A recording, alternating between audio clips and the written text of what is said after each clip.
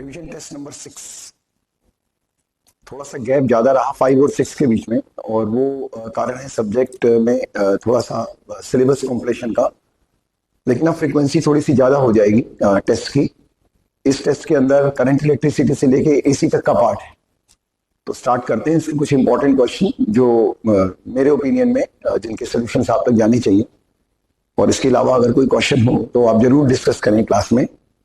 तो चलते हैं क्वेश्चन नंबर 1। सबसे पहला क्वेश्चन देखते हैं इसमें।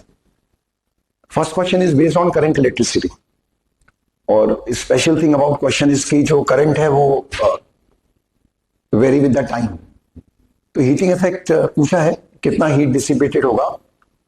वैल्यू ऑफ हीट प्रोड्यूस अगर करंट टाइम के साथ वेरी कर रही है, वोल्टेज टाइम के साथ वेरी कर रही है, फॉर्मूला में थोड़ा सा मॉडिफिकेशन, और वो मॉडिफिकेशन कुछ इस तरह का।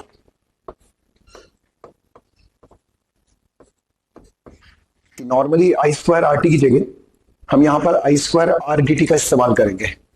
टाइम लिमिट दिया हुआ है, ये लोअर लिमिट ऑफ टाइम, ये अपर लिमिट ऑफ टाइम 2 से 4 सेकेंड। तो h इज इक्वल टू आई का वैल्यू प्रोवाइडेड है 5t, और r गिवन है 2 ओम, रेजिस्टेंस 2 ओम दिया हुआ है, dt, और टाइम लिमिट 2 to 4। इसको इंटीग्रेट करते हैं, और इंटीग्रल काफी आसान फॉर्मूला है यहाँ इंटीग्रल का। ये 525 to 50, और इंटीग्रल ऑफ टी स्क्वायर ये आ गया टी क्यूब अपॉन 3, 2 to 4। ये बन गया 50 अपॉन 3, अपर लिमिट और फिर लोअर लिमिट। पहले अपर लिमिट फिर लोअर लिमिट। अपर लिमिट लगाया 4 का क्यूब माइनस 2 का क्यूब, ये बना 50/3, 64 minus 8, 64 minus 8 is 56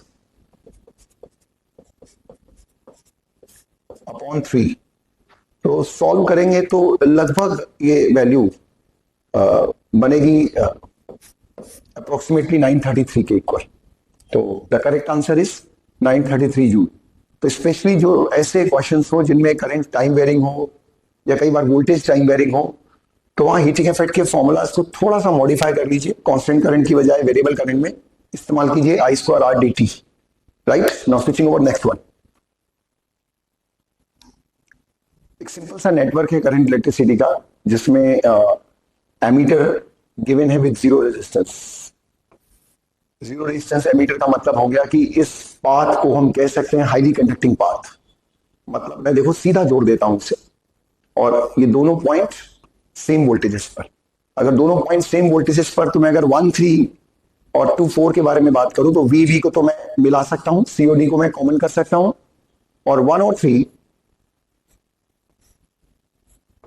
और 2 and 4 ये सीडी जंक्शन हो गया, ये ए, ये बी, और ये सोर्स वोल्टेज जितना हमने सप्लाई में दिया हुआ है 50 वोल्ट, ये 1 ओम, ये 3 ओम, ये 2 ओम, और ये 4 ओम। 1 and 3 ये दोनों अब पैरेलल में, 2 और 4 दोनों पैरेलल में। अगर 1 3 के पैरेलल कॉम्बिनेशन का वैल्यू यहां लिखूं, दिस इज 3/4 ओम। इसी तरह 2 और 4 के पैरेलल कॉम्बिनेशन की वैल्यू लिखूं तो बनेगा 8/6, या सिंप्लीफाई करके लिखूं तो 4/3 ओम। इनके बीच के रेशियो को अगर मैं जानना चाहूं तो थोड़ा सा सिंप्लीफाई कर लेता हूं रेशियो को। तो रेशियो ऑफ रेजिस्टेंस, क्योंकि ये दो अब सीरीज में ही, 3/4 वाला पार्ट और 4/3 वाला पार्ट, इनके रेशियो को अगर मैं जानना चाहूं तो रेशियो 12 से मल्टीप्लाई करूं, सिंप्लीफाइड फॉर्म में आ जाएगा। तो ये बन जाएगा 9 और ये बन जाएगा 16। ये रेशियो का डिवीजन है इन दोनों पार्ट के रेजिस्टेंसेस के बीच में। और क्योंकि ये दो पार्ट सीरीज में, तो जैसा हमें मालूम है कि रेजिस्टेंसेस अगर सीरीज में हो तो सोर्स से वोल्टेज का डिवीजन रेजिस्टेंस की वैल्यू के अकॉर्डिंगली होता है। जिस रेशियो में रेजिस्टेंस होगा उसी रेशियो में वोल्टेज भी डिवाइड होगी। तो पहले हिस्से को जो वोल्टेज मिलेगी, फर्स्ट पार्ट को जो वोल्टेज मिलेगी, ये मिलेगी 9/16 ऑफ सप्लाई, जो कि है 9 बाय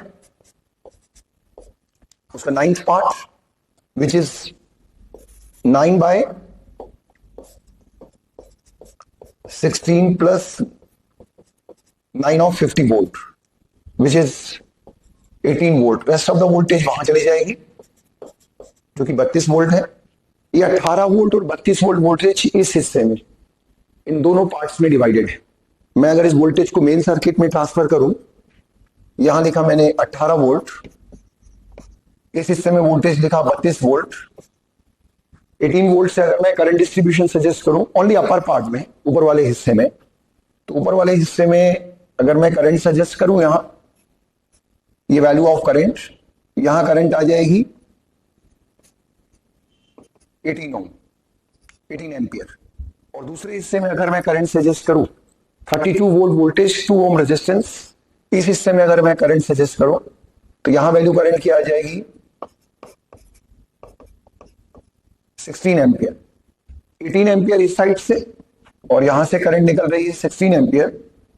18 और 16 और ये जंक्शन सी, तो जंक्शन सी पे अगर हम करंट डिस्ट्रीब्यूशन किरचॉफ लॉ लगाएं, मालूम ही चल रहा है 18 यहां से आई, 16 उधर गई, तो इस ब्रांच में पहले तो अवे जाएगी क्योंकि ये दोनों अवे मिलकर जो टुवर्ड्स करंट है उसके बराबर मैग्नीट्यूड बनाएंगे और वैल्यू बनेगी 2 एम्पियर।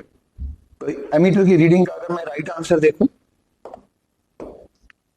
तो राइट आंसर विल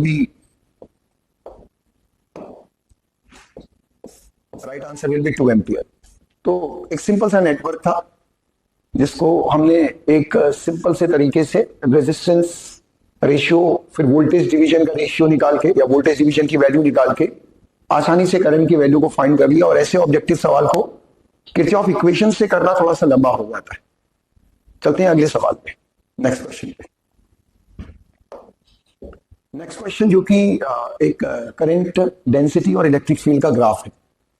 ग्राफ में दो ही चीजें हैं जिनसे हमें किसी फिजिकल क्वांटिटी का कनेक्शन नजर आएगा, या तो एरिया और या फिर स्लोप।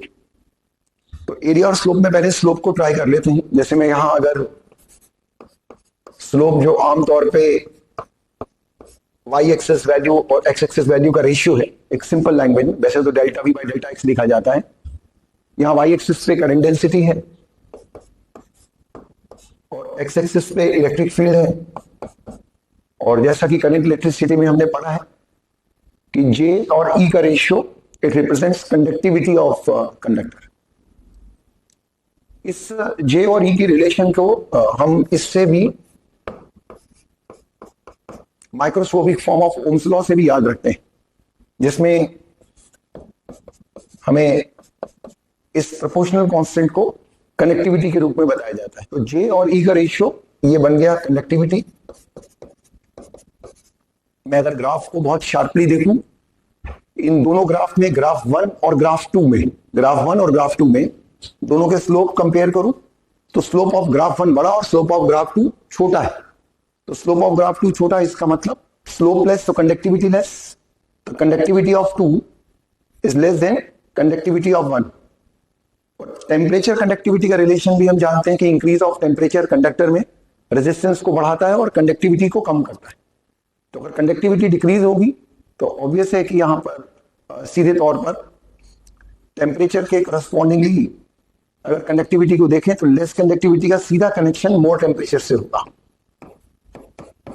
और ये इसका फाइनल रिलेशन है और second will be the right answer.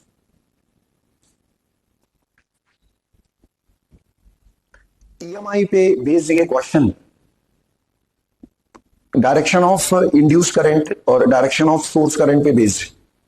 EMI के अंदर पहले प्रकार के जो पहले तरह के क्वेश्चंस होते हैं, जब एनसीईआरटी भी आप पढ़ोगे तो उसमें जो initial part of the question होगा वो लेंस लॉ से रिलेटेड, जिसमें इंड्यूस करंट के डायरेक्शन, वोल्टेज की पोलैरिटी के बारे में बात करी गई है, जो कि बहुत इंपॉर्टेंट है। तो चलते हैं, सवाल में क्या कर रहा है कि there are two coils A and B, a current starts flowing in a coil B as shown when A moves away from B, we can refer that. तो उसने ए में पॉसिबल करंट की बात करी कि ए में कैसी करंट रही होगी जिससे ए को इससे दूर चलाने पर इस कॉइल में इंड्यूस करंट पैदा होगी। तो क्वेश्चन को पहले समझिए कि ये दो कॉइल्स हैं जिसमें ए में ऑलरेडी करंट है और इसके मोशन से बी में इंड्यूस करंट पैदा होगी, और हमें बताना है कि ए में पॉसिबल करंट डायरेक्शन क्या रहा होगा। जिसने इस तरह के मूवमेंट के साथ बी के अंदर एक एंटी क्लॉकवाइज करंट जनरेट कर दी। तो मैं अगर इसमें एक रेंडमली ए में एक चॉइस ले लेता हूं, एंटी क्लॉकवाइज या क्लॉकवाइज, तो मैं एंटी क्लॉकवाइज का डायरेक्शन यहां ले लेता हूं कि अगर ए में एंटी क्लॉकवाइज डायरेक्शन करंट हम मान लें यहां पर, तो अगर ए में मैंने एंटी क्लॉकवाइज डायरेक्शन मान लिया, तो एंटी क्लॉकवाइज डायरेक्शन के साथ यहां जो पोलरिटी आएगी वो आएगी नॉर्थ। नॉर्थ पोलरिटी मतलब magnetic field lines are coming out, और जो फील्ड लाइन यहां से निकलेंगी बाहर वो बगल वाले लूप में जाएंगी या बगल वाले कॉइल में जाएंगी इन, और एज इट मूव्स अवे तो जो इनवर्ट फ्लक्स है या इनवर्ट फील्ड है वो डिक्रीजिंग है, और इनवर्ट फील्ड को डिक्रीज करने के लिए ये इनवर्ट डायरेक्शन ऑफ करंट ही जनरेट करेगा, ऐसा करंट पैदा करेगा जो इनवर्ट फील्ड को वापस से रिस्टोर कराए।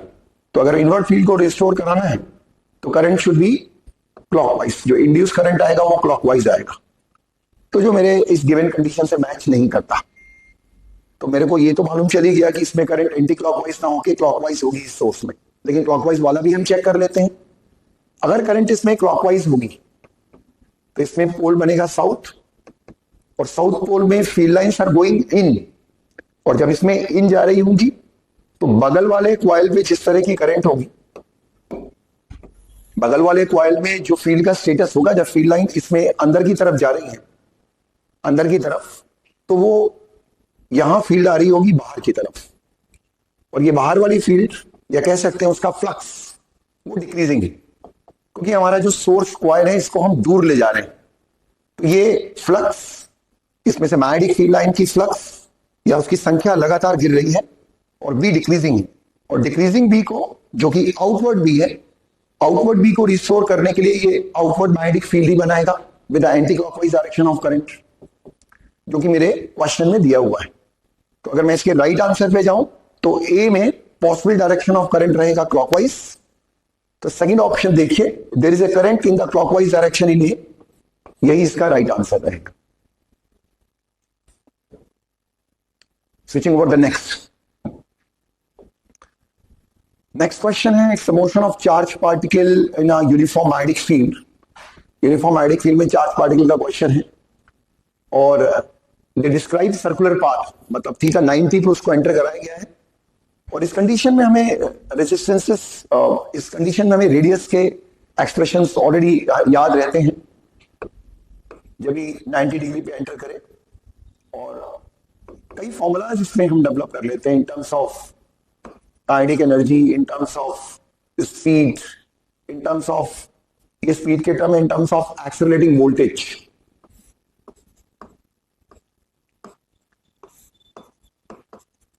इस क्वेश्चन के अंदर मुझे यहां पर एक्सेलरेटिंग वोल्टेज का रेफरेंस दिया गया है, accelerated through the same potential difference. दो चार्जेस को एक्सेलरेट किया गया है सेम पोटेंशियल डिफरेंस से।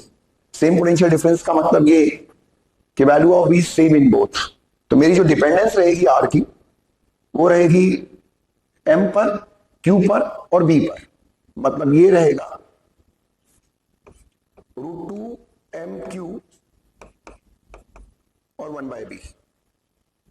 तो the ratio of the charges of A and B, मुझे चार्ज वैल्यू फाइंड करनी, चार्ज और रेडियस का।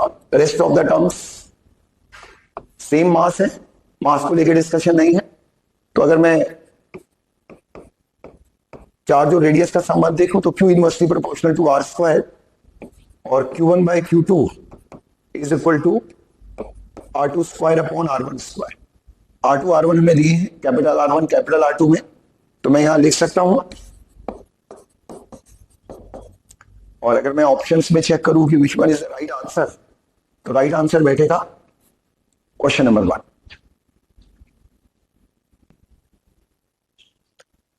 मैग्नेटिक इफेक्ट ऑफ करंट पे बेस ये सवाल, जिसमें कि चार्ज पार्टिकल का चार्ज 1 कूलम्ब और वेलोसिटी गिवन है। मैग्नेटिक फील्ड फाइंड करनी है ओरिजिन पर, जब चार्ज पार्टिकल लोकेशन 1,1 है। थोड़ा सा कोशिश करते हैं समझने की। ओरिजिन पे मैग्नेटिक फील्ड फाइंड करना है, और ये चार्ज की वेलोसिटी गिवन है, और जिस लोकेशन पे चार्ज है 1,1, ये चार्ज की पोजीशन, ये उसका वेलोसिटी, और एक छोटा सा फॉर्मूला जिस तरह से हम बायो-सैवर्ट के एक्सप्रेशन को याद रखते हैं, magnetic field due to current element mu 0/4 pi I dl cross r upon r cube. वैसे ही ये मूविंग चार्ज जो कि एक करंट सेगमेंट है, अगर मैं यहां इसको थोड़ा सा इस कंडीशन को थोड़ा सा सॉल्व करूंगा, dl की जगह v dt और I की जगह dq by dt लिखूंगा, तो मैं एक फॉर्मूला सजेस्ट कर रहा हूं कि magnetic field due to drifting charge is equal to mu naught upon 4 pi q v cross r upon r cube. इसी फॉर्मूले के दम पर ये क्वेश्चन सॉल्व होगा, तो जरूर याद रखें इस फॉर्मूले को। वेलोसिटी v दिया हुआ है यहां पर, which is 2i plus j। r vector हमें फाइंड करना पड़ेगा, क्योंकि हम यहां पर समझेंगे r वेक्टर क्या है। r वेक्टर बेसिकली उस जिस तरह से बायो-सैवर्ट लॉ में करंट सेगमेंट से पॉइंट ऑफ डिटर्मिनेशन की तरफ खींचा गया वेक्टर था, वैसे यहां पर ये करंट सेगमेंट है, ये करंट सेगमेंट है और ये पॉइंट ऑफ डिटर्मिनेशन है। तो मैं अगर r वेक्टर देखूं तो ये मेरा r वेक्टर है, मतलब r वेक्टर की वैल्यू यहां बन जाएगी 0 - 1 i प्लस 0 - 1 इंटू जे। बिल्कुल उसी तरह से जैसे बायो-सैवर्ट लॉ में, मैं फिर से एक बार बता देता हूं, करंट सेगमेंट से पॉइंट r की तरफ खींचा गया ये वेक्टर है। यहां पर करंट सेगमेंट ये मूविंग चार्ज करंट सेगमेंट की तरह है, तो इस स्मॉल करंट सेगमेंट से इस पॉइंट ऑफ डिटर्मिनेशन की तरफ खींचा गया ये वेक्टर, जिसकी वैल्यू है 0 - 1i प्लस 0 - 1j, मतलब -i माइनस j। अगर इसका मैग्नीट्यूड में फाइंड करूं यहां पर r कितना होगा, तो बन जाएगा √2।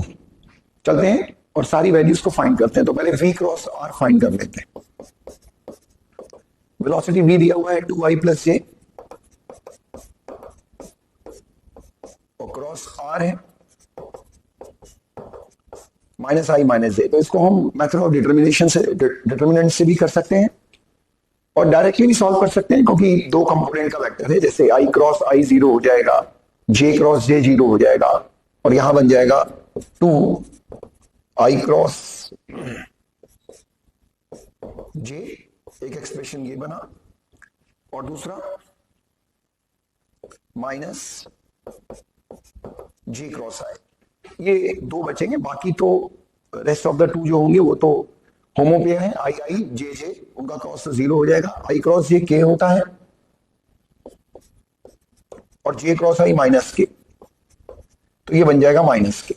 तो क्रॉस लेना ये आप मेथड ऑफ डिटर्मिनेंट से भी कर सकते हैं, और चूंकि छोटे दो कंपोनेंट थे तो हमने डायरेक्ट ही कर दिया माइनस के। That's the time to write the answer. अब हम देखते हैं वहां आंसर। तो b is equal to μ0/4 pi 10 to the power -7 q which is given as 1 coulomb, v cross r जिसको कि हमने डिटरमाइन किया -k, और r क्यूब, r दिया है √2, तो √2 का क्यूब हो जाएगा 2 to the power 3/2। आंसर्स में चलते हैं। तो मुझे साफ नजर आ रहा है कि क्वेश्चन का आंसर 4 इज पॉसिबल। चौथा इसका एक पॉसिबल आंसर है -10 to the power -7 k upon 2 to the power 3/2 और साथ में k वेक्टर। राइट, नाउ अगले सवाल पे स्विच करते हैं।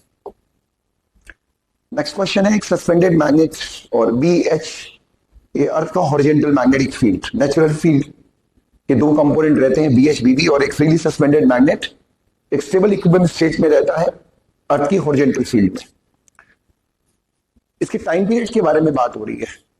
तो डाइपोल जो कि स्टेबल इक्विलिब्रियम पे हो, भले इलेक्ट्रिक हो भले मैग्नेटिक हो, बार मैग्नेटिक मैग्नेटिक डाइपोल है, उसके टाइम पीरियड का फॉर्मूला है 2 pi √i upon m into B.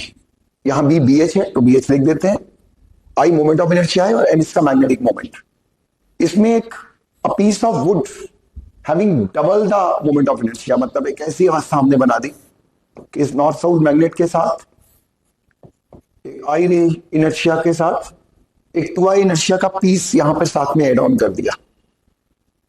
As a magnet is attached to the as a तो about the axis of rotation as the magnet is attached to the magnet, what would be the new time period of oscillation, जिसका कि moment of inertia double है। और तो अगर मैं इसको suspend कर दूं इसी नॉर्थ साउथ के साथ, तो मैग्नेटिक मोमेंट में तो कोई फर्क पड़ा नहीं, क्योंकि हमने किसी प्रकार का कोई मैग्नेटिक मटेरियल एड ऑन नहीं करा है। हाँ, एक ऐसा पीस जरूर एड ऑन करा है जिसमें इनर्शिया है, रोटेशनल इनर्शिया है, और सेम एक्सिस के अबाउट ये इनर्शिया प्रोसेस करता है 2i। तो टोटल इनर्शिया अगर मैं देखूं तो वो यहां पर बन जाएगा 3i, और चूंकि फॉर्मूला से साफ समझ में आ रहा है कि time period is proportional to I, तो बन जाएगा t upon T dash is equal to i upon 3i। तो टी डैश की वैल्यू बन जाएगी कितनी, √3t। राइट आंसर अगर हम देखें तो third answer will be the right answer.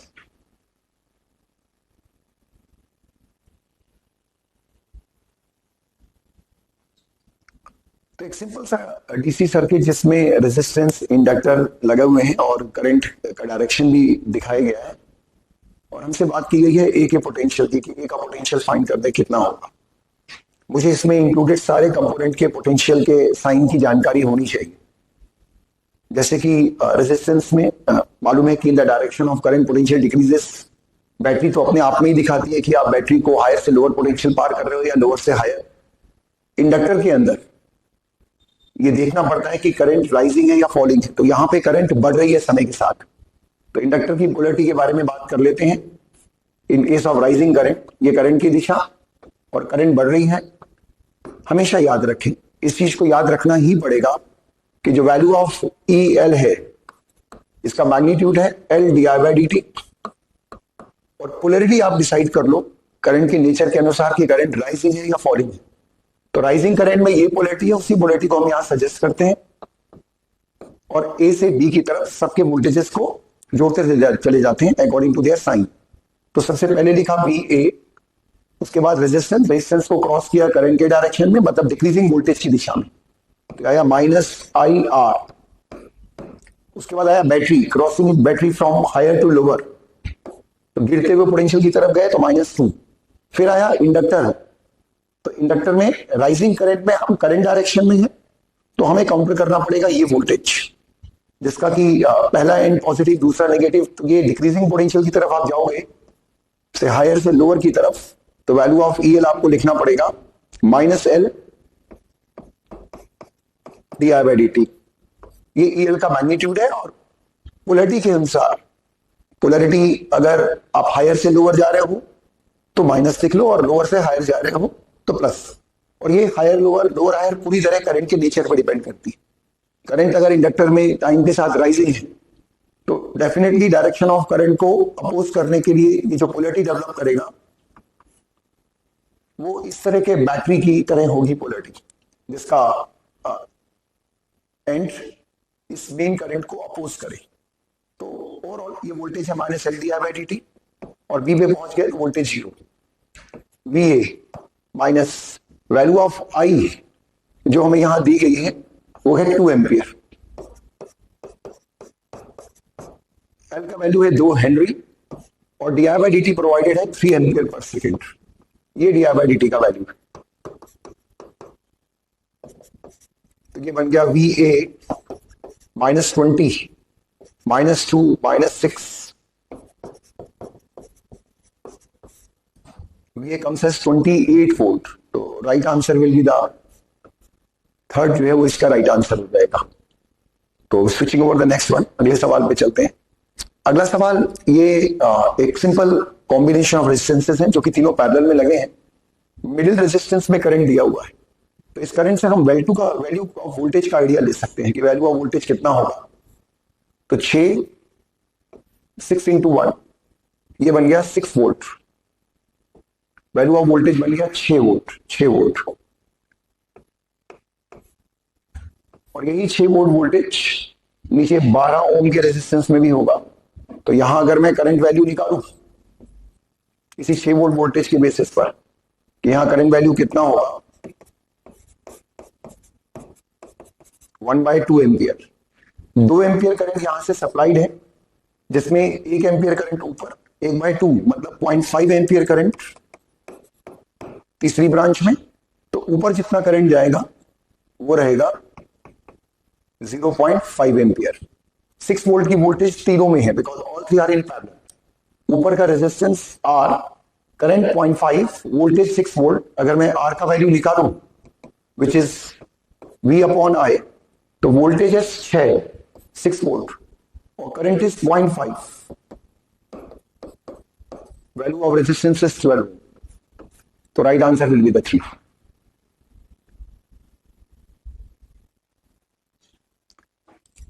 Current electricity के ऊपर बेस्ड ये क्वेश्चन, जिसमें कि ये 3 टर्मिनल का वोल्टेज 20 वोल्ट, 10 वोल्ट और 0, और करंट पूछा है इस ब्रांच में। थोड़ा सा इंटरेस्टिंग फॉर्मूला है और ये फॉर्मूला बहुत यूजफुल रिलेशन है और बहुत सारे सर्किट्स में हमारे लिए ये फॉर्मूला काम करता है। तो इस छोटे से सवाल में R1, R2 और R3 और ये जंक्शन वोल्टेज भी। तो यहाँ ये जंक्शन वोल्टेज का हम डायरेक्ट एक फॉर्मूला है जिसको हम इसको अच्छे से याद कर लें फॉर्मूला इसको। तो बहुत ही शानदार किस्म का ये रिलेशन है और बहुत काम करता है ये रिलेशन करंट इलेक्ट्रिसिटी में।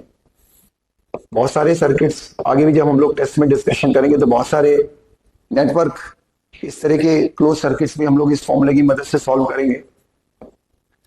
ये छोटा सा एक फॉर्मूला है जंक्शन वोल्टेज का, जहां ये टर्मिनल वोल्टेज V1, V2 और V3 है। तो अगर ये फॉर्मूला मैं यहां लगाता हूं, V is equal to V1 20, R1 4,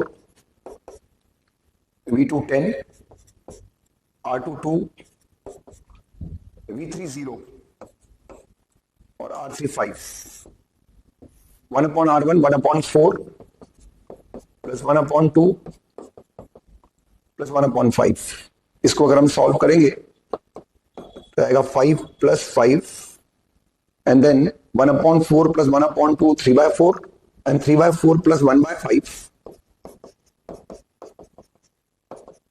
This comes 10 into 20 upon, तो ये बन गया 200 अपॉन 9 वोल्ट, 19 वोल्ट। तो अगर मैं इस वैल्यू को रिस्पेक्ट में लेके मैं इस करंट आई का अगर मेजरमेंट करूं तो I is equal to P point voltage minus 0 upon R. तो पी पॉइंट वोल्टेज जो हमने मेजर किया 200/19 अपॉन आर इज 5। तो दिस कम्स एज 1000 अपॉन 90। ये बन जाएगा, तो this comes as 200 upon 19 into 5, जो कि बन जाएगा 40/19 एम्पियर। तो right answer will be the 4th इसका राइट आंसर रहेगा। ये फॉर्मूला जरूर याद करें, काफी इंपॉर्टेंट रिलेशन है। चलते हैं अगले सवाल पे। नेक्स्ट क्वेश्चन एक यूनिफॉर्म रॉड है जिसको सोर्स से कनेक्ट किया गया, जो कि सोर्स है कांस्टेंट वोल्टेज सप्लाई का। सोर्स है कांस्टेंट वोल्टेज सप्लाई का। The heat dissipated in time t in this case is h. Now the rod is cut into n equal parts. अब उसे n भागों में तोड़ दिया गया, तो हर एक पार्ट का जो रेजिस्टेंस होगा वो R/n, because R proportional to length of the conductor. The power supply n equal parts, in all parts are connected to the same power supply in parallel. इन सभी पार्ट्स को सेम पावर सप्लाई में parallel में लगा दिया गया। The heat generated in the second case हमें find करना है कितना होगा। तो पहले केस में अगर मैं हीट जनरेटेड देखूं और इस कंडीशन में अगर मैं इसका हीट जनरेटेड देखूं कितना होगा, तो V² अपॉन R पैरेलल की वैल्यू हमें फाइंड करनी पड़ेगी, क्योंकि ये पूरा कॉम्बिनेशन एक सिंगल रेजिस्टेंस की तरह बिहेव करेगा। और इसकी वैल्यू अगर हम निकालेंगे तो ये बनेगा 1/n/r up to n times. तो RP का वैल्यू बन जाएगा R upon n स्क्वायर, तो n by r up to n times makes n square upon r, reciprocate किया तो r upon n स्क्वायर यहां लगा सकते हैं,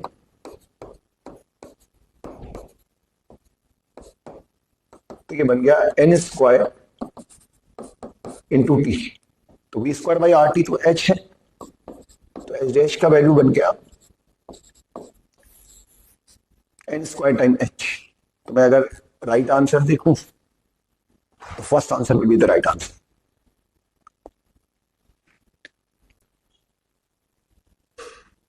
ईएमआई के प्रिंसिपल में बेस्ड सवाल जिसमें कि एक कॉइल को एक वेरिंग मैग्नेटिक फील्ड में रखा गया है, B not cos omega T, outward field है which is rising with the time, outward भी बढ़ रहा है सर, आउटवर्ड भी अगर बढ़ रहा है तो ऑब्वियसली ये इसको अपोज करने के लिए लेंस लॉ के हिसाब से उस तरह के फील्ड को सपोर्ट करेगा जो फील्ड इस आउटवर्ड इंक्रीजिंग फ्लक्स को अपोज करे। तो ऑब्वियसली द करंट डायरेक्शन जो ये एक्वायर करेगा with a varying magnetic field, close coil है, वो रहेगा क्लॉकवाइज, जिससे ये इनवर्ट फील्ड को जनरेट करके आउटवर्ड राइजिंग फील्ड को अपोज कर सके। और बाकी और भी आपके पास मेथड है कि आप इंक्रीजिंग फील्ड के डायरेक्शन में थंब रख के फिंगर को कर्ल करो और इंड्यूस करंट का डायरेक्शन कर्लिंग डायरेक्शन के अपोजिट, सबसे आसान तरीका। तो जिस तरह भी आपको सुविधाजनक हो। ये क्यों किया अभी मालूम चल जाएगा। हमें निकालना है वैल्यू ऑफ करंट जो कि होता है n by R d by D T of phi, मतलब बी ए कॉस थीटा। ये फॉर्मूला है करंट फाइंड करने का, right, in EMI because of changing flux. N यहाँ 1 है, रेजिस्टेंस आर दिया है और एरिया को मैंने बाहर ले लिया, एरिया ऑफ द कॉइल, जो कि रेडियस यहाँ दिया हुआ है, रेडियस ए है जिसको हम पाई ए स्क्वायर लिख देंगे, और ये बन गया d by D T of B और कॉस थीटा, ये एरिया वेक्टर और मैग्नेटिक फील्ड के बीच का एंगल, मैग्नेटिक फील्ड आउटवर्ड और करंट के हिसाब से एरिया वेक्टर इन, यही इसके मोमेंट के हिसाब से एरिया वेक्टर डिसाइड होगा। इसका मोमेंट अंदर की तरफ है और मैग्नेटिक फील्ड बाहर की तरफ, तो ये एक 180 का एंगल बन गया। उस हिसाब से अगर हम यहां लिखेंगे तो ये बन जाएगा pi A square R cos 180 minus 1 and D by D T of B not cos omega T. इसको हम डिफरेंशिएट करते हैं, pi A square R minus 1 B not cos omega T का differentiation minus omega sine omega T given time जो कि pi by 2 omega है। अगर मैं यहां लगा दूं minus and minus makes plus, तो ये बन जाएगा साइन पाई बाय 2। अगर आप टी वहां लगा दें पाई बाय 2 ओमेगा तो ये पाई बाय 2 बन जाएगा और sign 90 is 1।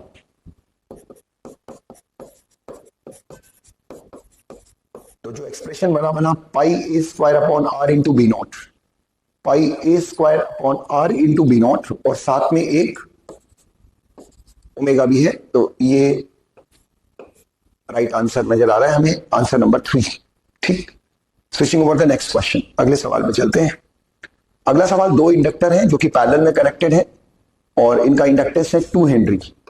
Inductor in parallel का फॉर्मूला, उसके बाद कनेक्टेड इन सीरीज और वैल्यू है 9 हेनरी। इंडक्टर इन सीरीज का फॉर्मूला, ये दो फॉर्मूलेज याद होने बहुत जरूरी है। पूछा गया है difference in the respective inductance, हमसे L1 माइनस L2 के वैल्यू के बारे में पूछा गया है कितना होगा। तो इनको थोड़ा सा सॉल्व करके, क्योंकि पैरेलल वैल्यू हमें दी गई है 2 हेनरी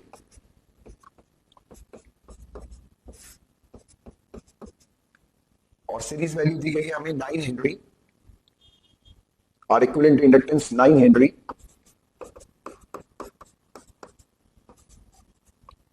तो मैं यहां पर एक छोटी सी कैलकुलेशन कर सकता हूं। ये हमारे पास दो इक्वेशंस तो बन गई L1 L2 में, लेकिन डिफरेंस निकालने के लिए इन दोनों की अलग अलग वैल्यू निकालने की जरूरत नहीं है। छोटी सी आइडेंटिटी याद रखें आप, जिससे आपको हमेशा आसानी होगी, और वो है L1 minus L2 whole square is equal to L1 plus L2 whole square. इसका इंडक्टेंस से कुछ लेना देना, तो नॉर्मल सी एक मैथमेटिकल अलजेब्रिक आइडेंटिटी है that a minus B whole square is a plus B whole square minus 4ab, जो आपकी मदद करेगी कि आप सीधे तौर पे L1 L2 के डिफरेंस पे अप्रोच कर पाओ बिना L1 L2 की वैल्यू निकाले। तो L1 प्लस L2 ये वैल्यू हमें दी गई है 9 और L1 इंटू L2 ये हमें वैल्यू दी गई है 18, तो हो जाएगा 81 माइनस 72, ये बन गया 9। तो L1 minus L2, this value comes as, ये वैल्यू हमारे सामने बन के आई सामने 3 without finding the value of L1 L2 separately. सीधे तौर पे निकालने के लिए इस छोटे से फॉर्मूले को याद करिए, तो जिससे आपको ये ऑब्जेक्टिव आसानी से सॉल्व हो जाएगा। तो answer will be the fourth one. Again EMI पे बेस्ड एक सवाल जिसमें कि circular coil rotates about its diameter with is normal to the magnetic field. ये मतलब छोटा सा एक अपने डायमीटर के अबाउट घूमता हुआ एक सर्कुलर कॉइल, और ये इसी जनरेटर का प्रिंसिपल भी कुछ इसी तरह का होता है, जिसको आप अच्छे से जानते हो कि रोटेशन एक्सिस और मैग्नेटिक फील्ड के बीच का एंगल अगर 90 डिग्री है, ये मैग्नेटिक फील्ड और ये कॉइल का रोटेशन एक्सिस है, इनके बीच का एंगल अगर 90 डिग्री है, तो ऑब्वियसली उस केस में ईएमएफ, ये वैल्यू हमें दिमाग में रखनी होती है कि वैल्यू जो बनेगी E is equal to n B A omega sine omega t, और जिसका सोर्स होगा चेंजिंग थीटा, क्योंकि ईएमआई में ईएमएफ के सोर्स चेंजिंग फ्लक्स, और चेंजिंग फ्लक्स में 3 टर्म है, या तो बी या ए या थीटा। तो यहाँ पे चेंज ऑफ थीटा की वजह से जो ईएमएफ आता है, ये उसकी वैल्यू है E is equal to n B A omega sine omega t, जिसमें ये मैक्सिमम वैल्यू हमें दी गई है ई नॉट की एन बी ए ओमेगा, ये वैल्यू प्रोवाइडेड है। उसके बाद बोला then the instantaneous EMF when the plane of the coil makes an angle of 60 degree with the magnetic field. हमें इंस्टेंटेनियस ईएमएफ बताना है जब भी प्लेन ऑफ द कॉइल जो है वो 60 डिग्री एंगल बनाता है मैग्नेटिक फील्ड से। बात समझे, ओमेगा टी जैसे हम हार्मोनिक मोशन में फेस, और यहां पर इस कॉन्सेप्ट के अंदर ये एंगल है इंस्टेंटेनियस एंगल, लेकिन ये एंगल है between normal and magnetic field, और यहां जो एंगल दिया है 60 डिग्री, वो दिया है प्लेन ऑफ द कॉइल और मैग्नेटिक फील्ड के बीच का एंगल। तो अगर मैं एक छोटा सा एक रफ डायग्राम बनाऊं, ये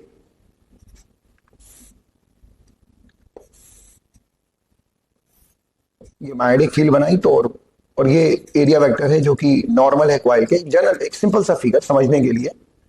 तो ये जो एंगल दिया हुआ है, और इन क्वेश्चंस के अंदर जब हमसे कोई इंस्टेंटेनियस फ्लक्स पूछे, इंस्टेंटेनियस ईएमएफ पूछे, तो ये तो तय है कि एग्जामिनर सीधे तौर पे वो एंगल कभी भी नहीं देगा between the normal of the coil और मैग्नेटिक फील्ड के बीच में एंगल हमें कभी नहीं दिया जाएगा। हमेशा ये एंगल हमें दिया जाएगा मैग्नेटिक फील्ड और प्लेन ऑफ द कॉइल के बीच में, जैसा कि इन्होंने बोला है plane of the coil makes an angle of 60 degree with the magnetic field. मुझे वो एंगल नहीं चाहिए, मुझे चाहिए angle between normal and magnetic field. Normal and magnetic field का एंगल मैं यहां निकालूं तो ये बनेगा 30 डिग्री। तो इस वैल्यू के अंदर अगर मैं 30 डिग्री लगा दूं,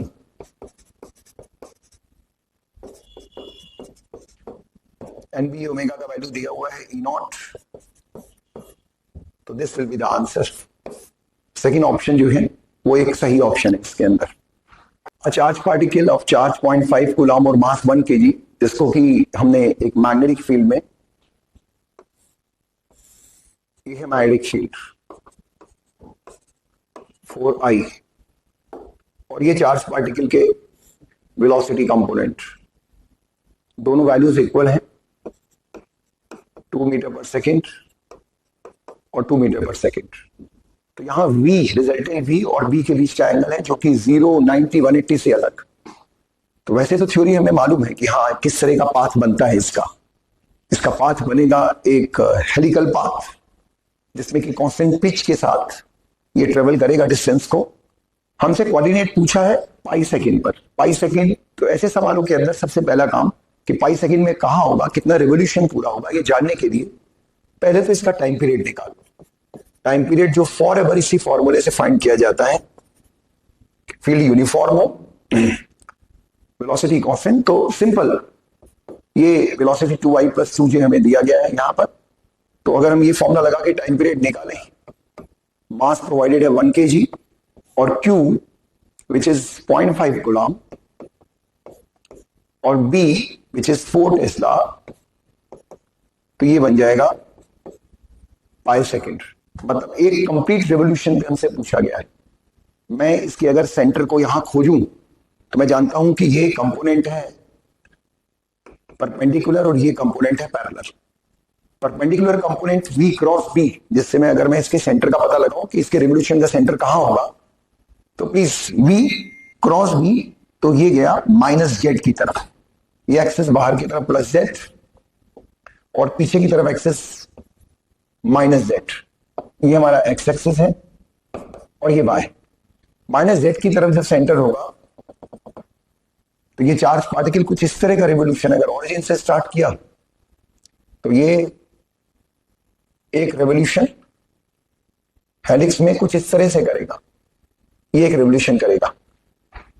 तो हम यहां पर अगर इसके हेलिक्स ट्रेजेक्टरी के बारे में बात करें जो कि 3 डायमेंशन में है, तो जहां से शुरू हुआ वहां से आगे बढ़ा।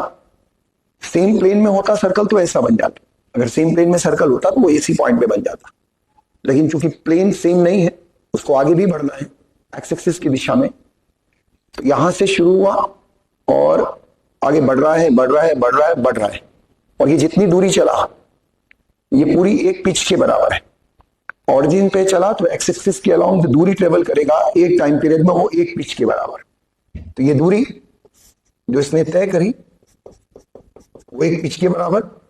और अगर t0 पे इसका स्टार्टिंग पॉइंट ऑरिजिन था तो टी पर एक रेवोल्यूशन पूरा करके पहुंचेगा पिच कॉमा 0 पर।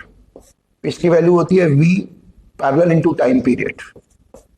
v पैरेलल है 2 और टाइम पीरियड है पाई। तो ये वो कोऑर्डिनेट है जिस कोऑर्डिनेट पे पार्टिकल एक कंप्लीट रेवोल्यूशन के बाद पहुंचेगा।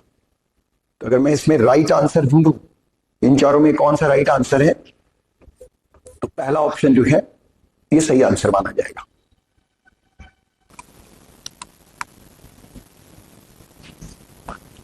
एक नॉन कंडक्टिंग रिंग है, रेडियस r का, has a charge q।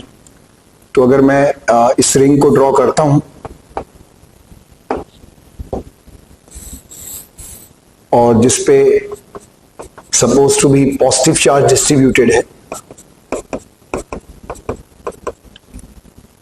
Magnetic field perpendicular to the plane of the ring, inward या आउटवर्ड कुछ भी मान लें, जैसे मैंने यहां पर फील्ड इनवर्ड मान ली या आउटवर्ड मान ली field, changes at the rate of dB by dt।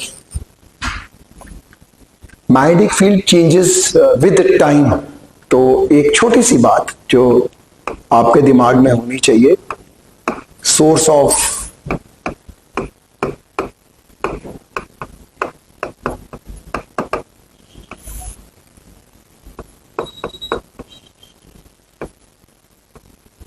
Magnetic field जो समय के साथ बदल रही है वो मैग्नेटिक फील्ड सोर्स है इंड्यूस इलेक्ट्रिक फील्ड की, और the torque experience by the ring. तो suppose the B which is outward, मानो कि बी आउटवर्ड है और ये टाइम के साथ वेरी कर रही है आउटवर्ड बी, तो मैं इस इंड्यूस इलेक्ट्रिक फील्ड की फील्ड लाइंस को ड्रॉ करता हूं, इसकी वैल्यू के बारे में बात करता हूं। Ring radius r, induce electric field की फील्ड लाइन वैसे ही होती है जैसे किसी लूप में या किसी कॉइल में इंड्यूस करंट का डायरेक्शन। जैसे आउटवर्ड फील्ड मैंने मानी है यहां पर, तो मैं आउटवर्ड डायरेक्शन में थंब रख के फिंगर को कर्ल करूं और magnetic field is rising, flux is rising, तो कर्लिंग डायरेक्शन के अपोजिट बनेगा इंड्यूस करंट की दिशा, या कह सकते हैं कि आउटवर्ड फ्लक्स बढ़ रहा है, अपोज करने के लिए वो इनवर्ट मैग्नेटिक फील्ड को बनाएगा और करंट को क्लॉकवाइज बनाएगा। तो जो इंड्यूस करंट की दिशा वही इंड्यूस इलेक्ट्रिक फील्ड की दिशा। मैं यहां पे induce electric field lines draw कर रहा हूं, देखें आप, ये इंड्यूस इलेक्ट्रिक फील्ड लाइंस है, लगातार ड्रॉ कर रहा हूं, ये इंड्यूस इलेक्ट्रिक फील्ड लाइंस है, ये इंड्यूस इलेक्ट्रिक फील्ड लाइंस है, और ये फील्ड लाइंस जब इंटरेक्ट करेगी इस चार्ज लूप से जिसपे चार्ज का डिस्ट्रीब्यूशन है, तो अगर मैं एक छोटा सा हिस्सा लूं इस पे, ऑब्वियसली फील्ड के डायरेक्शन में फोर्स एक्ट करेगा, which is dF is equal to D Q into E, ये फोर्स की वैल्यू है जो कि इस छोटे से हिस्से पे काम करेगा। D F is to D Q into E. D F on the ring, जो कि मैं D F on the ring, D F on the ring, D F on the ring, ये D F on the ring, इस रिंग पे force axis के about या centre के अबाउट एक टॉर्क बना देगा। And the value of the torque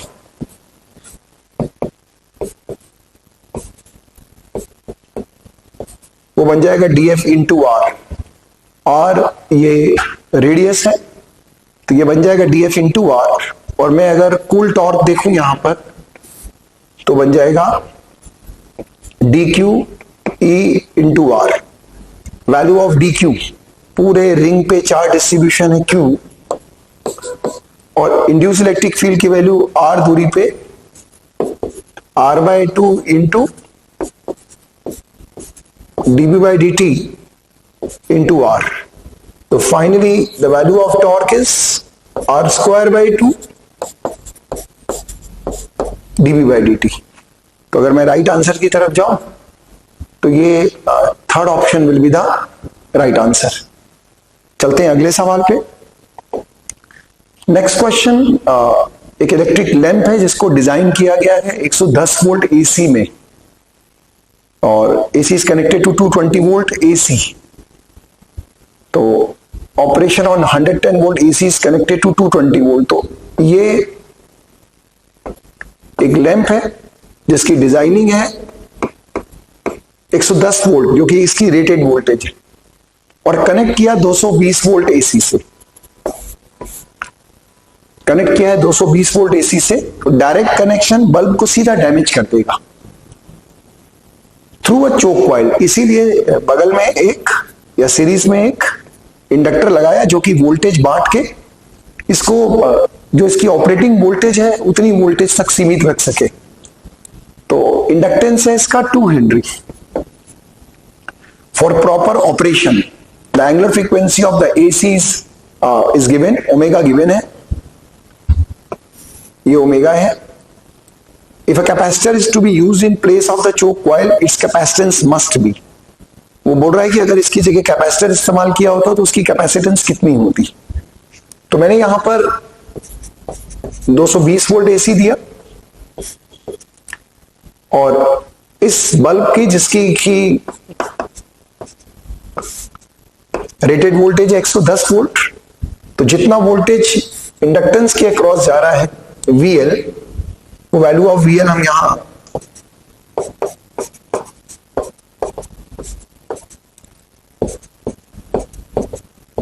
V square मतलब 220 स्क्वायर माइनस 110 का स्क्वायर, जो कि सॉल्व करने पे हमें मिलेगा VL स्क्वायर इज 220 माइनस 110। थोड़ा आसान तरीके से सॉल्व कर लेते हैं,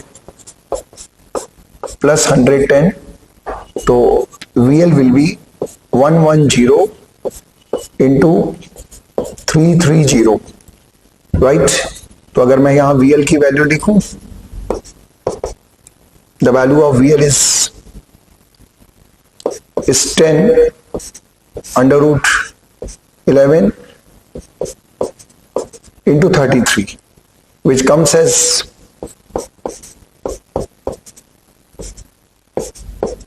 ये वोल्टेज है अक्रॉस द VL।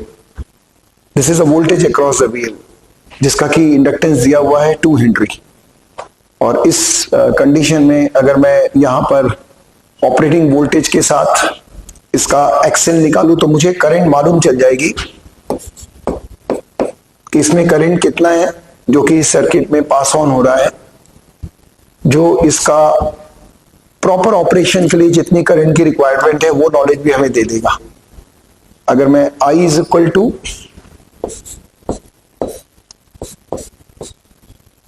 तो VL का वैल्यू है 110 रूट 3 और एक्सेल है ओमेगा L। ओमेगा दिया हुआ है 100 रूट 3 रूट 10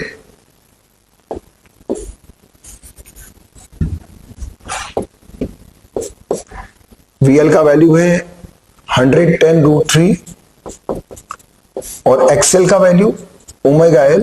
ओमेगा प्रोवाइडेड है 100 root 10 into L is 2 henry. तो ये वैल्यू ऑफ आई जो इसके ऑपरेशन के लिए रिक्वायर्ड करंट के इक्वल है और सेम करंट पास हो रही है बल्ब से। अब अगर इस सर्किट के अंदर हम इस इंडक्टर की जगह अगर कैपेसिटर को सजेस्ट करें तो ऑब्वियसली यही सारी कंडीशन 220 वोल्ट के अक्रॉस, तो यहां पे ऑपरेटिंग वोल्टेज 110 वोल्ट, तो जो वोल्टेज वीसी की रिक्वायरमेंट है वो भी एग्जैक्टली सेम फॉर्मूला कैपेसिटर के लिए भी वैलिड है। VC square plus V R square is equal to V square. तो सॉल्व करने की जरूरत नहीं, यही वीएल यहां पे वीसी के रूप में प्राप्त होगा। तो जब मैं ऑपरेटिंग करंट सेम बल्ब अपनी रेटिंग पे काम कर रहा है, उसकी ऑपरेटिंग करंट भी यही होगी। तो अगर मैं इसी ऑपरेटिंग करंट को लेके यहां वीसी में फॉर्मूला लगाऊं आई एक्सी और I which is 110√3 upon 100√10 into 2 और XC is 1 upon omega C. Omega is 100√10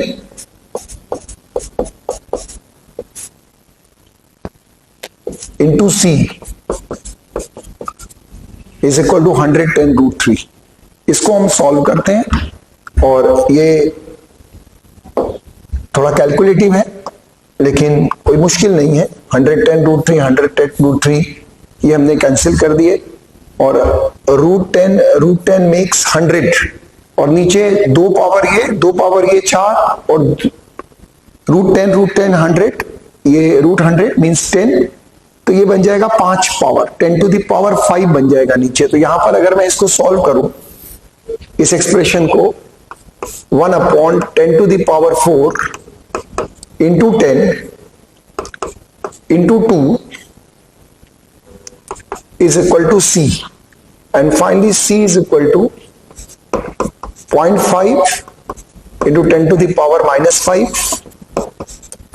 into 10 to the power minus 6 farad, and it's a 5 microfarad, which is a possible answer of the question. तो question बहुत ही अच्छा है ये और इसको आराम ध्यान से समझिए, 2 बार इसको सॉल्व करना है और ये इसका फाइनल आंसर।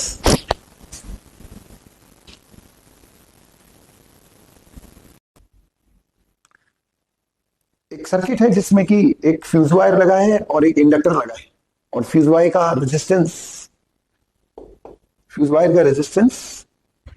0 दिया हुआ है। अब इस सर्किट में हमसे पूछा गया है कि मैक्सिमम करंट आप कितनी पास कर सकते हो और इंडक्टेंस है 4 हेनरी और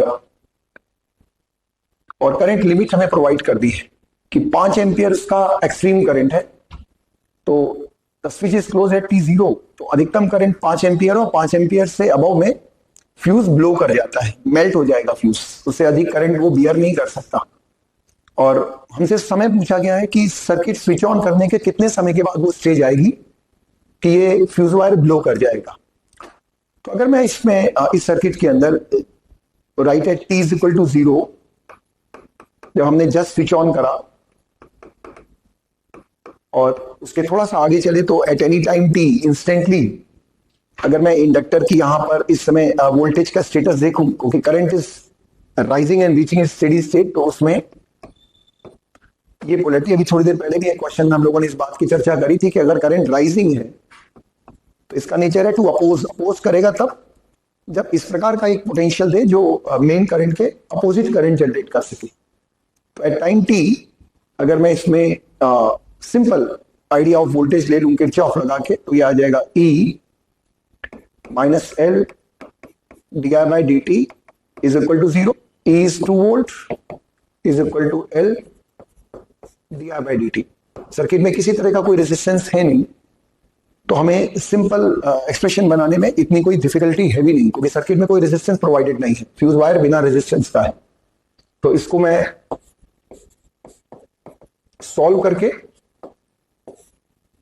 कि भाई 0 से T टाइम और करंट एक्सीड करनी है 0 से 5 एम्पियर, वो टाइम निकाल सकता हूं जब करंट 5 एम्पियर पे पहुंच सकती है, ये सॉल्व करके इंटीग्रल करके टी आया और ये आई आया, 2 इंटू टी एल 5 माइनस 0, और यहां पर जब मैं टी का वैल्यू निकालूं तो एल गिवन है 4 हेनरी, 5 डिवाइडेड बाय 2। 10 सेकंड पे ये सर्किट 5 एम्पियर की करंट तक पहुंच जाएगा, और 10 सेकंड के बाद की जो स्थिति होगी वो ऑब्वियसली फ्यूज वायर आपका डैमेज हो जाएगा, क्योंकि हमें ये कंडीशन साफ तौर पे दी थी कि करंट 5 एम्पियर पहुंचते ही फ्यूज वायर डैमेज हो जाएगा। तो the answer will be the fourth one, right. अगले सवाल, एसी सर्किट का ये सवाल जिसमें कि करंट स्टेटस दिया हुआ है कि current first increases and then decreases, और फिर नीचे रेफरेंसेस दिए गए हैं अलग अलग तरह के सर्किट्स की, और उसमें पहचानना है कि सर्किट कौन सा है जो इस तरह के करंट वेरिएशन को फॉलो करता है। तो सभी सर्किट्स में हमें जेड और ओमेगा के बीच के ग्राफ की नॉलेज टीचर्स देते हैं। जैसे मैं यहां पर इसमें दिए हुए सर्किट्स में एलसीआर के बारे में सबसे पहले बात करूं। एलसीआर में जेड ओमेगा का ग्राफ कैसा है, ये है। और अगर मैं कुछ और एलसी के बारे में बात करूं कि एलसी में जेड ओमेगा का ग्राफ कैसा है, तो वो कुछ इस प्रकार का है। ये सारे ग्राफ आपको पढ़ाए जाते हैं। अगर मैं आरसी के बारे में बात करूं, आरसी में जेड ओमेगा का ग्राफ कैसा है, तो वो इस प्रकार का है। तो ये सारे जो ग्राफ हैं, ये हमें सारे ग्राफ थ्योरी पढ़ने के दौरान पढ़ाए जाते हैं। तो मैं अगर पहले ग्राफ को पढ़ूं जो कि एलसीआर का है, इसमें साफ रूप से नजर आता है कि जेड पहले डिक्रीज कर रहा है फिर इंक्रीज कर रहा है। इसमें भी जेड डिक्रीज और फिर जेड बढ़ता चला जा रहा है, और इसमें जेड ओमेगा बढ़ने के साथ लगातार जब लेफ्ट से राइट की तरफ आप जाओगे जेड इज कंटिन्यूअसली डिक्रीजिंग। तो इसमें अगर जेड डिक्रीजिंग है तो I is V by Z. Z decreasing means I first increases then decreases. इसमें भी I first increases then decreases, और इसमें आई कंटिन्यूअसली इंक्रीजेस। जैसे आप ओमेगा बढ़ाते चले जाओगे, आई लगातार बढ़ता चला जाएगा। तो अगर मैं अपनी कंडीशंस को यहां पर ध्यान से देखूं, the current first increases and then decreases, तो ये कंडीशन इन दोनों सर्किट्स में मैं पाता हूं। एलसीआर में भी यही कंडीशन पाता हूं और एलसी में भी। तो अगर मैं राइट आंसर पे जाऊं तो इंडक्टर एंड कैपेसिटर ये भी राइट आंसर है, और रेजिस्टर, इंडक्टर एंड कैपेसिटर ये भी राइट आंसर।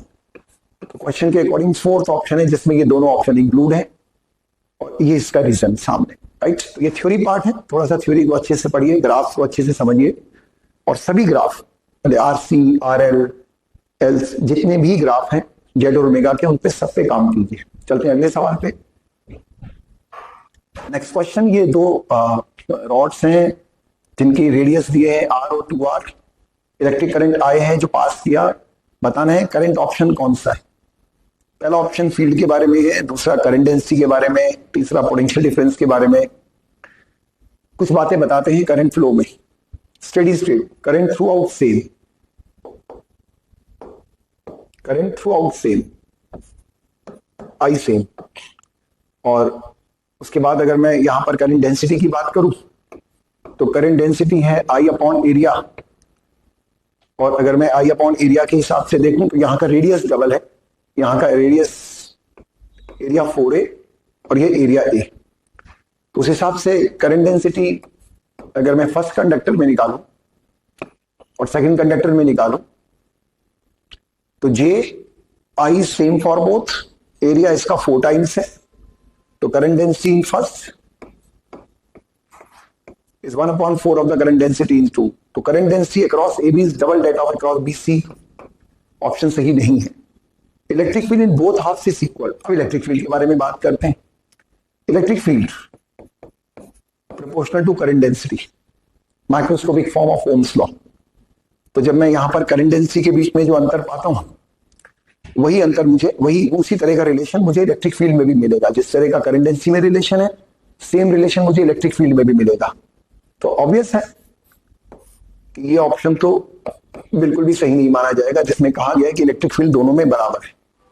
उसके बाद आया potential difference across A B 4 times that of across B C. ये दोनों रॉड सीरीज में है, इनमें पोटेंशियल का बंटवारा उनके रेजिस्टेंस के आधार पर। Resistance R rho L upon A, length first की दो और सेकंड की दोनों की बराबर, तो लेंथ का तो कोई यहां पर डिस्कशन है ही नहीं। और दो बार्स हैं, सिमिलर मटेरियल अगर ले ले तो दोनों का रो भी सेम हो गया। तो एरिया का डिफरेंस, एरिया फर्स्ट वाले का सेकंड रिस्पेक्ट में 4 टाइम्स, तो रेजिस्टेंस फर्स्ट वाले का सेकंड रिस्पेक्ट में 1/4, क्योंकि एरिया 4 टाइम्स है तो रेजिस्टेंस 1/4 हो जाएगा। तो अगर मैं R1 R2 के रेशियो की बात करूं तो ये बना 1/4, और जो रेशियो R1 R2 के बना वही वोल्टेज, क्योंकि दोनों सीरीज में है। तो potential difference across A B मतलब first is 4 times that of across B C. लेकिन यहां मामला दूसरा है, यहां पोटेंशियल डिफरेंस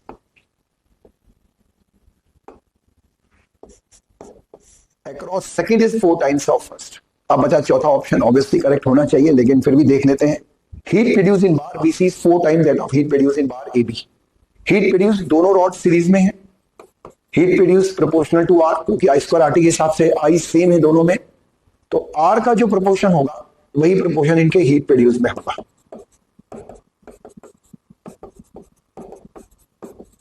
अब ऑप्शन पढ़ते हैं कि heat produce in bar B C मतलब दूसरे में heat produce is 4 times the heat produce in bar A B, मतलब पहले में हीट प्रोड्यूस का 4 गुना है। तो उस हिसाब से fourth option is the correct option. तो करंट इलेक्ट्रिसिटी की कंप्लीट थ्योरी अच्छे से जानने की, भाई करंट डेंसिटी कंपेयर करना हो तो क्या फॉर्मूला है, इलेक्ट्रिक फील्ड कंपेयर करना हो तो कैसे हम microscopic form of Ohm's law का इस्तेमाल करते हैं, resistance comparison, voltage comparison in series and the heat produce, right. तो correct answer is fourth. Next one, एक वायर है which is along this curve. तो पहले तो मैं ये कर्व ड्रॉ करता हूं, और ऑब्वियसली सभी बच्चे इस कर्व को थोड़ा बहुत जानते हैं, और 0, λ/4, λ/2, 3 λ/4 और लैम्डा, 0 से लैम्डा तक मैंने इस कर्व को ड्रॉ किया, और ये ए और ये माइनस है। तो ये एक वायर है जिसको मैंने ड्रॉ किया, और magnitude of magnetic force on the wire between 0 और लैम्डा के बीच में फोर्स फाइंड करना है। अगर इसको मैंने मैग्नेटिक फील्ड में रखा जो कि जेड डायरेक्शन में है, कह सकते हैं बाहर की तरफ, या जैसे कि XY मैंने बनाया तो ये बाहर की तरफ मैग्नेटिक फील्ड है, uniform through the region. तो हम जब force on a wire in a uniform magnetic field पढ़ते हैं तो उसमें एक बात छोटी सी हमें बताई जाती है कि इन छोटे छोटे करंट सेगमेंट्स के यूनिफॉर्म फील्ड में अगर हम प्रोजेक्शन लें तो वो प्रोजेक्शन बनेंगे डीएल का। अगर मैं कंपोनेंट लूं तो डीएल के वो कंपोनेंट ही फोर्स लगाने में यहां पर आपको नजर आएंगे जो कंपोनेंट इस एंड्स को ज्वाइन करने वाली लाइन के अलोंग, कि अगर मैं यहां छोटे छोटे कंपोनेंट्स लेके इनका रेजोल्यूशन करूं तो इसमें एक ही प्रकार के कंपोनेंट आपको यहां पर फोर्स प्रोवाइड करते हुए नजर आएंगे जो पीक्यू के अलाउंग है। तो हम ज्यादा डिटेल में जाते हुए एक छोटा सा मैसेज कन्वे करें कि जब भी आप यूनिफॉर्म फील्ड में किसी वायर सेगमेंट पे फोर्स निकालो दैट्स कैरिंग करंट आई और फील्ड यूनिफॉर्म है, बस इतना जरूर याद रखें कि बी यूनिफॉर्म है और वायर लूप आपका नॉर्मल टू द, कि प्लेन ऑफ वायर लूप जो है या प्लेन ऑफ वायर जो है वो मैग्नेटिक फील्ड के नॉर्मल है। तो आप इसके अलाइनमेंट को बोलते हुए सीधा एंड्स को ज्वाइन करो, और यही लेंथ कंडक्टर जो कि इसकी प्रोजेक्टेड लेंथ है आपको मैग्नेटिक फोर्स बता देगा। तो जैसे इसमें मुझे इस अलाइनमेंट से कोई मतलब नहीं, मतलब मुझे केवल पीक्यू से, और पीक्यू की लंबाई मुझे मालूम है कितनी है, लैम्डा, और मैं इस पे फोर्स निकालूंगा तो ये बन जाएगा IBL, IB लैम्डा, ये फोर्स की वैल्यू बन जाएगी। और अगर मैं डायरेक्शन ऑफ फोर्स यहां निकालना चाहूं तो यही मेरे लिए करंट कंडक्टर है, बी से क्यू की तरफ करंट जा रही है, और मैं डायरेक्शन ऑफ फोर्स निकाल सकता हूं यहां पे L क्रॉस B से, और मुझे मालूम चल जाएगा ये लेंथ L और क्रॉस B। तो डायरेक्शन ऑफ फोर्स जो हमसे नहीं पूछा गया इसमें डाउनवर्ड फोर्स जो है वो एक्ट करेगा इस पूरे वायर लूप पर। और तरीका ये याद रखें कि आपको यूनिफॉर्म फील्ड में अलाइनमेंट इससे मतलब नहीं, एंड्स को ज्वाइन कीजिए और जो लेंथ सेगमेंट बने एंड्स को ज्वाइन करने से उसी को अपना प्रिंसिपल वायर मानते हुए उसे फोर्स फाइंड कर लीजिए। चलते हैं अगले सवाल की तरफ। नेक्स्ट क्वेश्चन, दो पैरेलल वायर्स जिनमें इक्वल करंट है, सेम डायरेक्शन में, separated by A distance of 2 centimetre. ये मैंने दो वायर मान लिए, इनके करंट 10 एम्पियर 10 एम्पियर और इनके बीच का डिस्टेंस है 2 centimetre. The magnetic field at a point which is 2 centimetre away from these. बस इतना लिख दिया तो अब आप समझ गए तीनों डिस्टेंसेस बराबर है, ये पॉइंट पी पे मैग्नेटिक फील्ड निकालनी। वायर इस प्रकार के हैं और पॉइंट जिस प्लेन में वायर है उसके परपेंडिकुलर प्लेन पे पॉइंट है, तो यहां से वायर मेजर नहीं आ रहे हैं, वायर ये है और ये पॉइंट पी है उस प्लेन पे जो वायर के प्लेन के परपेंडिकुलर प्लेन है। इस पी पॉइंट पर इसका मैग्नेटिक फील्ड फर्स्ट वायर का और सेकंड का अगर मैं मैग्नेटिक फील्ड देखूं तो यहां B1 की वैल्यू है μ0 upon 4 pi 2I upon R। R is 2 into 10 to the power -2 I और μ0 अपॉन 4 पाई, अभी हम रख देंगे इन वैल्यूज को। और B2 का भी सेम वैल्यू है यहां पर। और अगर मैं इन वैल्यूज के बाद इनके डायरेक्शंस की बात करूं तो direction due to a current wire, right hand palm rule है और भी बहुत सारे नियम है, लेकिन राइट हैंड पाम रूल एक बेस्ट प्रोविजन है। आप थंब को रखिए क्रॉस के डायरेक्शन में और अपने 4 फिंगर को करिए पी की तरफ, तो ये बना DL और ये बना R, और इस DL और R के परपेंडिकुलर मैग्नेटिक फील्ड, ये रहा आपका मैग्नेटिक फील्ड की दिशा। मैग्नेटिक फील्ड पाम फेस के परपेंडिकुलर है, तो ये DL R और साफ नजर आ रहा है, ये फील्ड है ड्यू टू फर्स्ट, यहां से 90। इसी प्रकार जब मैं दूसरे के लिए करूंगा, दूसरे वायर के लिए, तो दूसरे वायर में ये क्रॉस नोटबुक पे करना काफी आसान है, क्योंकि बोर्ड प्लेन को हम हिला नहीं सकते। आप तो नोटबुक को टर्न भी कर सकते हैं अपने हाथ के हिसाब से, अपने कन्वीनियंट के हिसाब से, लेकिन मैं अपने थंब को अगर क्रॉस के डायरेक्शन में रखूंगा तो मेरे को इस लाइन के, इस 2P लाइन के परपेंडिकुलर मुझे मैग्नेटिक फील्ड का डायरेक्शन मिलेगा B2। तो ये यहां से 90 है, ये यहां से 90 है और ये एंगल है 60 डिग्री। तो अगर मैं इसमें इस एंगल की बात करूं तो ये बना 30 और इस 90 में से जब मैं 30 हटाऊंगा तो ये एंगल बन गया 60। और B1 B2 का जो रिजल्टेंट आएगा वो आएगा 2B1, दोनों इक्वल वेक्टर है, cos 30, formula of equal vectors, resultant of equal vector sum, बार बार दोहराया जाता है और आप भी इसको कभी मत भूलिए। लॉज ऑफ मोशन में, काइनेमेटिक्स में, सब जगह ये काम आएगा। 2P cos theta by 2 equal, उसके रिजल्टेंट का ये डायरेक्ट फॉर्मूला याद रखिए, 2P cos थीटा बाय 2, ये बन गया twice B1 10 to the power -7 2 into I, the I is given as 10 ampere upon 2 into 10 to the power -2 और cos 30 √3 by 2, राइट। इसको जब हम सॉल्व करेंगे, वैल्यू ऑफ B को 10 एम्पियर करेंट 2 सेंटीमीटर सेपरेशन, इसको जब हम सॉल्व करेंगे तो ये बन जाएगा √3 इंटू 10 टू द पावर, क्योंकि 2 सारे कैंसिल हो जाएंगे और ये 10 टू द पावर -6 एंड +2 -4, ये टेस्ला में और ये गॉस में आंसर। तो right answer will be the first one, right.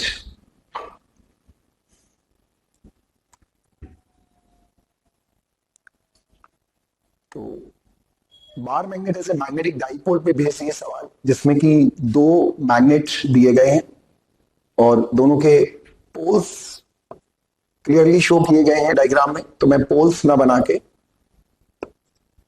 मैं इनके एरोस के थ्रू इनके मूवमेंट को एक्सप्रेस कर रहा हूं। यहां साउथ से नॉर्थ का मैग्नेटिक मूवमेंट होता है, तो दोनों आइडेंटिकल मैग्नेट है, ये भी M और ये भी M।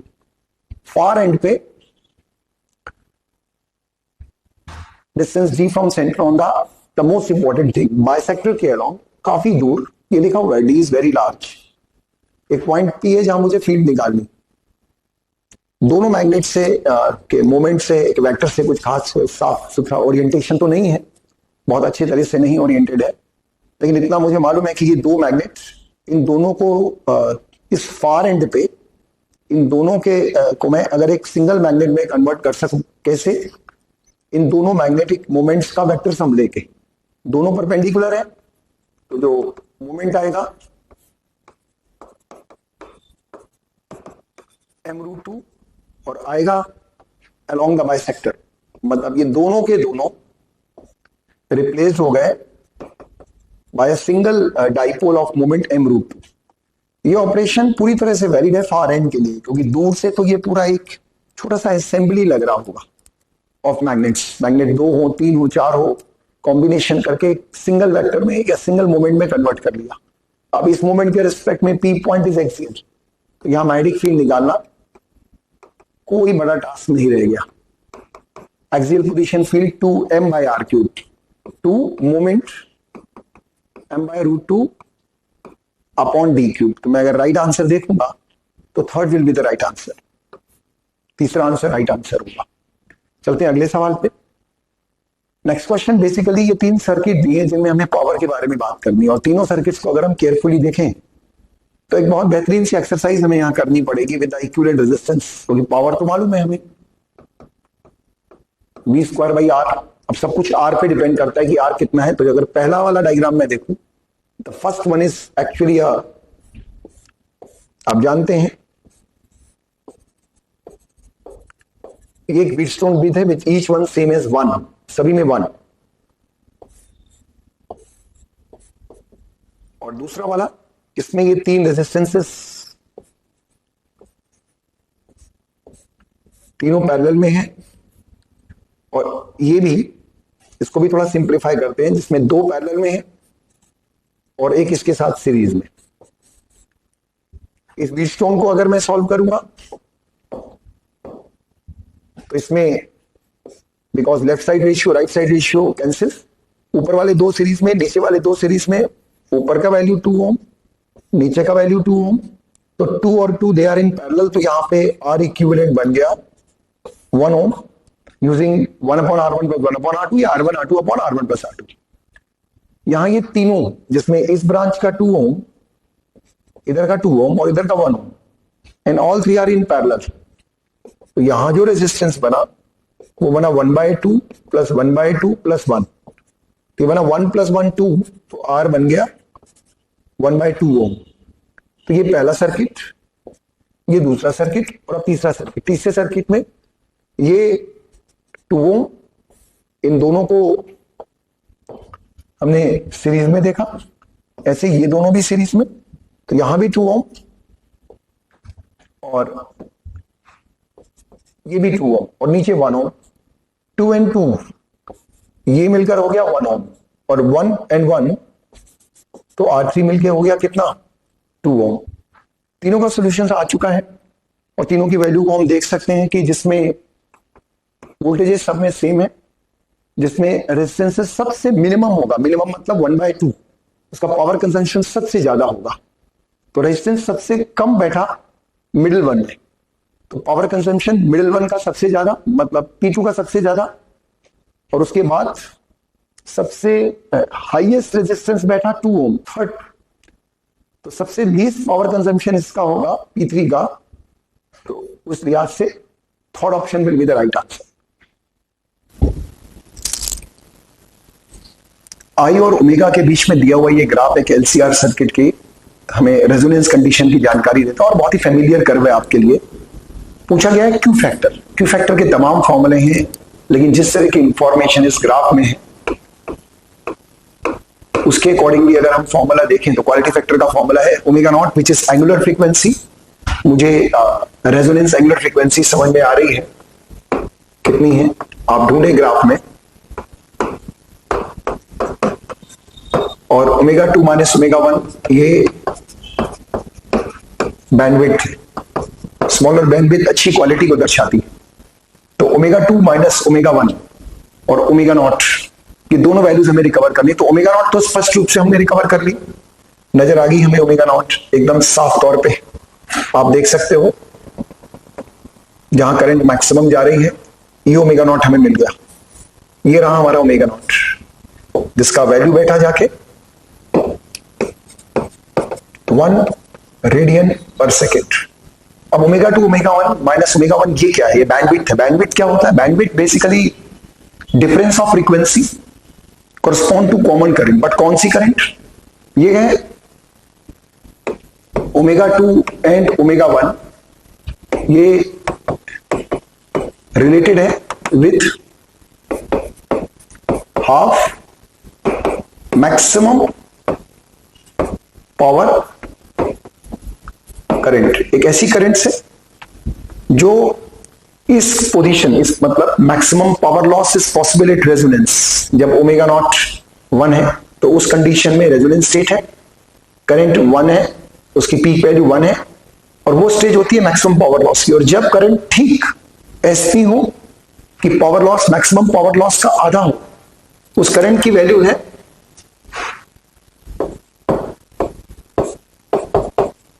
Im/√2।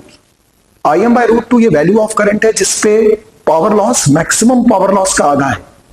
और अगर मैं इस करंट की वैल्यू पे गौर करूं तो यहां ये वैल्यू है 1/√2 या √2/2 या 1/4/2, मतलब 0.7।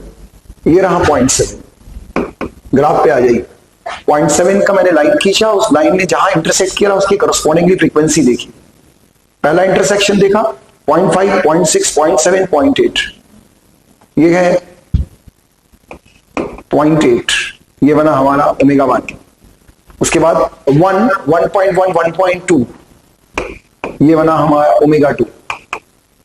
ओमेगा 1, ओमेगा 2 की वैल्यूज आ चुकी हैं और मैं अब क्यू फैक्टर निकालने जा रहा हूं यहां 1 which is omega naught upon omega 2 minus omega 1 minus 0.8,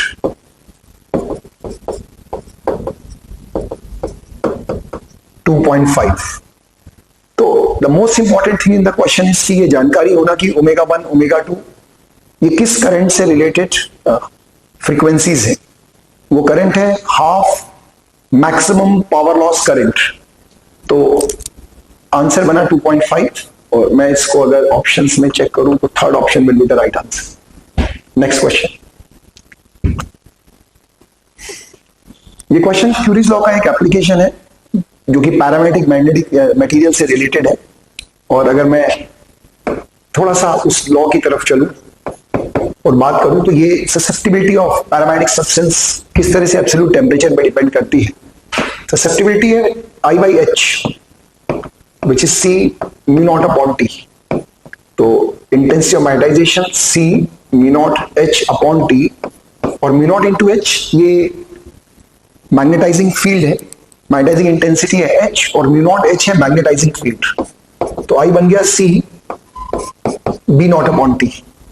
तो मैं अगर इस एक्सप्रेशन के बेसिस पर यहां वैल्यूज होना शुरू करूं तो मैग्नेटिक फील्ड जो कि मैग्नेटाइज करने में इस्तेमाल हुई 0.6, टेम्परेचर 4 केल्विन, और मैग्नेटाइजेशन इंटेंसिटी 8 एम्पियर पर मीटर। तो यहां पर एक्सप्रेशन बना 8 is equal to C and V naught is 0.6 upon temperature is 4 kelvin. Second time external magnetic field 0.2 और the temperature of this is 16 kelvin. और आपसे I का वैल्यू पूछा गया है, तो it comes as 8 upon I। मैं थोड़ा सा सॉल्व करता हूं इन्हें। ये आएगा 0.6 इंटू 16 अपॉन 4 इंटू 0.2। इसको सॉल्व करते हैं तो ये बन जाएगा 4 4 16, ये बना 0.3 3, इट्स 12। तो फाइनली I कम्स एज 8/12। ये वैल्यू आ गई 8/12 को हम फ्रैक्शन में लिख के देखते हैं, आंसर शायद फ्रैक्शन में होगा। तो कुछ आंसर डेसिमल में है, कुछ फ्रैक्शन में है। तो ये बना 2/3 एम्पियर पर मीटर, और मुझे यहाँ पे सेकंड ऑप्शन एक राइट ऑप्शन के रूप में नजर आ रहा है। तो ये बेस फॉर्मूला और फिर क्योंकि फॉर्मूलाज बहुत ज्यादा है तो सजेशन ये रहता है कि याद तो करने ही है फॉर्मूले, लेकिन साथ ही साथ कुछ बेस फॉर्मूलाज हो तो कभी जरूरत पड़ेगी तो हम उन फॉर्मूलाज को थोड़ा डिराइव करके अपनी जरूरत के हिसाब से मैनिपुलेट भी कर सकते हैं। तो थोड़ा सा ध्यान रखिए इन फॉर्मूलाज का।